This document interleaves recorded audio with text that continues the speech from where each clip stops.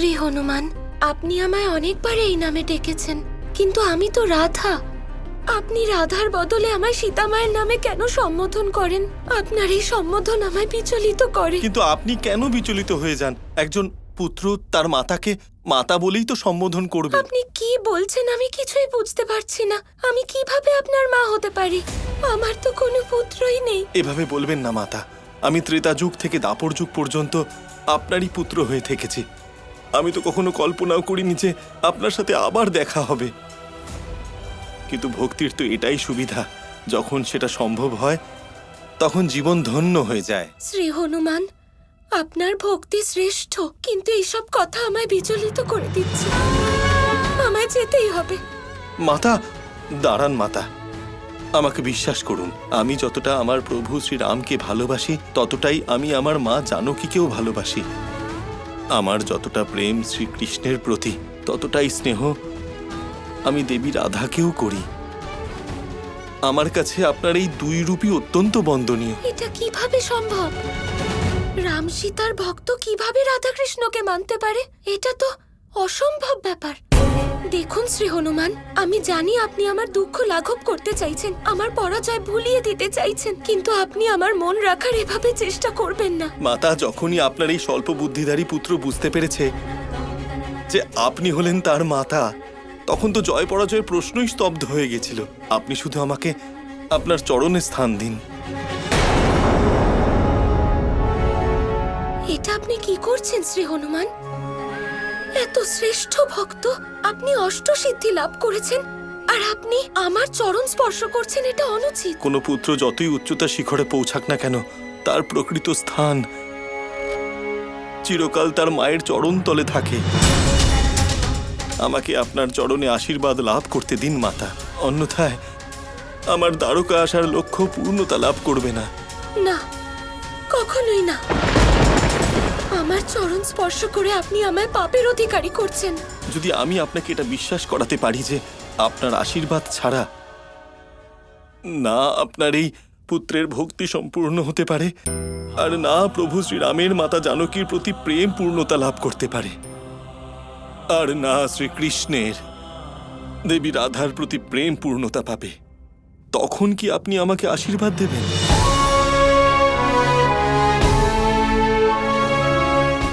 কি বলছেন আপনি?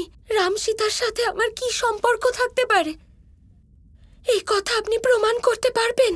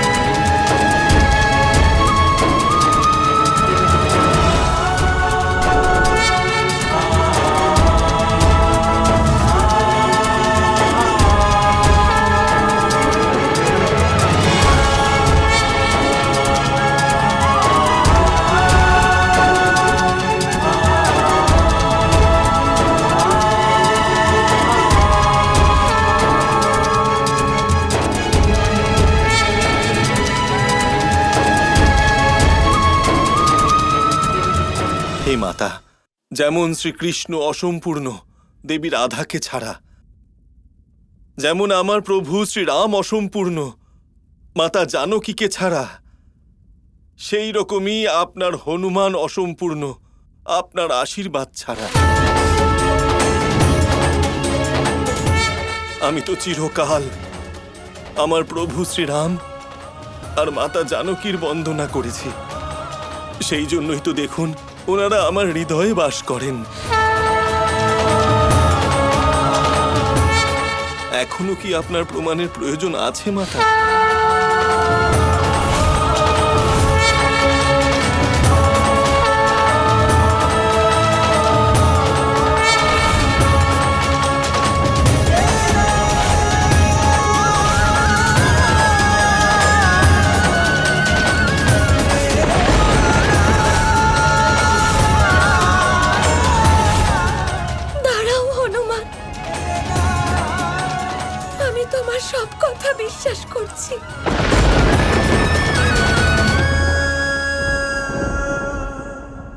আমি বুঝতে পেরেছি যে কৃষ্ণই রাম আর আমি সীতা। সব মনে পড়ছে আমার। তুমি আমার পুত্র। অন্তত এবার আমাকে আপনার চরণ স্পর্শ করতে দিন।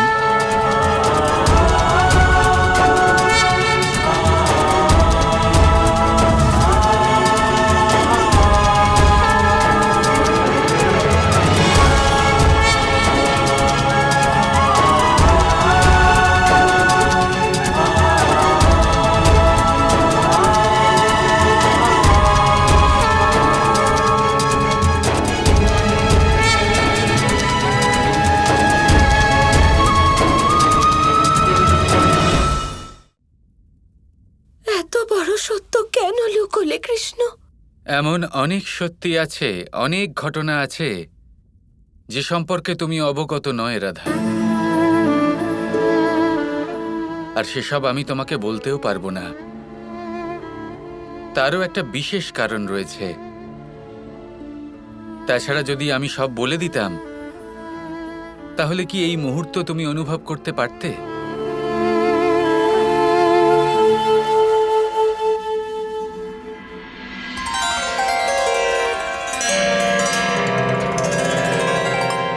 হে প্রভু, আমার লক্ষ্য পূর্ণ হলো।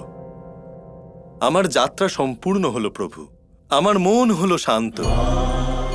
আর এখন তো দ্বারকা নগরী অযোধ্যার মতোই ভক্তি পরিপূর্ণ হয়ে উঠেছে। আর এই কাজটাই তো আমার প্রভু আমায় সঁপেছিলেন। আর এটা ওনার কৃপা দ্বারাই পূর্ণ করেছি আমি।